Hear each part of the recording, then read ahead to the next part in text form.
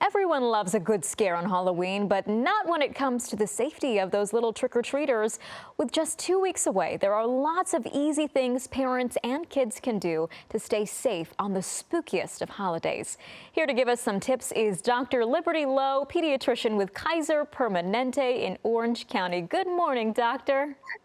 Good morning. How are you doing? I'm doing great. Thanks so much for being with us. So let's talk about safety here. So let's start off with illnesses maybe. What can parents do to keep kids safe from viruses while they're out there going from home to home trick-or-treating?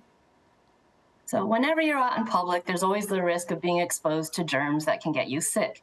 So to be healthy, I have several recommendations. First of all, make sure that your child is up to date with all their vaccines, and that includes the seasonal flu vaccine and the latest COVID vaccine. In addition, wear a mask. And so you can incorporate that into your costume. You just don't share it with other children. And then lastly, and this is really important, is remember that the eyes, the nose, and the mouth are the doors to your body. So to that end, make sure you wash your hands with soap and water before you touch your face. And then make sure that any food or candy that you do eat is either factory wrapped or from a trusted, clean source. Good to know. And you know we're going to have those kids out there that are going to say, Mom, how much candy can I have? I want more tonight. But what is a good amount of candy to allow children to have on Halloween night and also the days that follow the holiday? Okay, well, on Halloween, of course, it's a special occasion, so there is a little bit of splurging that we do. But I would try to limit it to just your favorite candies and then stop there, because otherwise you're going to make yourself sick. But in the days afterwards, I mean, the American Heart Association recommends that children have no more than 25 grams of added sugar to their diet a day. So that amounts to about 5 little chocolate mini bars a day. I usually recommend limiting it to 1 to 3 little mini candies a day. Now, of course, the less sugar, the better. So a good alternative is donating all that extra candy towards a worthy cause.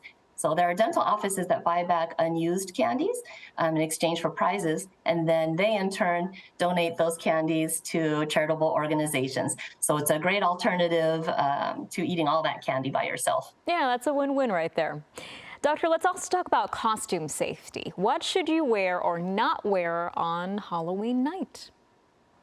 So it's very important that your costumes fit well. So check the length to make sure that it's not going to be tripped on by your child. If there are eye holes, make sure they're big enough so that your child can see clearly. If you have a young child, check for potential choking hazards. And pick a costume that's bright and reflective. So if you have, say, a homemade costume that's not bright or reflective, you can attach on reflective tape. You can also give your child a flashlight or a glow stick so that people can see them at night. And something that may be very tempting to wear on your costume is possibly your colored contacts, just to make it pop a bit more. But something we need to be aware of is the hazards that come along with that. Can you talk about some safety tips for wearing colored contacts? Yes, so you have to be really careful regarding those non-prescription colored contacts, because unlike the prescription contacts that are especially fitted to you and given by a professional medical eye doctor, these non-prescription ones are one size fits all. So there's a high likelihood that you can scratch your eye, you can get an infection, and even cause permanent damage such as blindness. In fact, it's illegal to sell non-prescription contact lenses in the United States, and some have even been found to be contaminated or repackaged. So I would just avoid non-prescription colored contact lenses altogether. Yeah, that last thing you just said is a very disturbing fact. What about costume makeup as well? Skin can be very sensitive with this. Yeah, so for kids who've never used this makeup or are using the costume makeup, just try it out on the arm first. You know, make sure that there's no irritation or any signs of sensitivity. And if you do see any signs of redness or swelling, obviously don't use it on the face. If you already have used it on the face, use some tear-safe shampoo to wipe around the eyes and inside and flush out your eye to get it out. And lastly, you know, Halloween comes along with a lot of decorations. How can we avoid some common Halloween fire hazards? So there are several ways you can avoid these hazards. So first of all, for your jack-o'-lanterns, I would avoid using real candles. Get one of these battery-operated imitation candles, or you can put a glow stick inside your jack-o'-lantern. Or if you really feel that you have to use real candles, be very careful. Make sure you don't put them in a place where they can be knocked over, like the driveway. Also, too, is don't leave them unattended. And then watch out for those candles that are unique or in interesting shapes, because sometimes they're so oddly shaped they can tip over and teeter over when you're not looking. Also, check your electrical equipment, make sure that there's no unintended sparks, and then check your Halloween costumes and try to pick one that's flame resistant.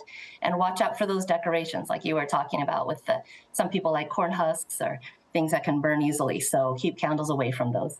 All right, all excellent reminders. Dr. Liberty Lowe, thank you so much for joining us this morning. Thank you for inviting me.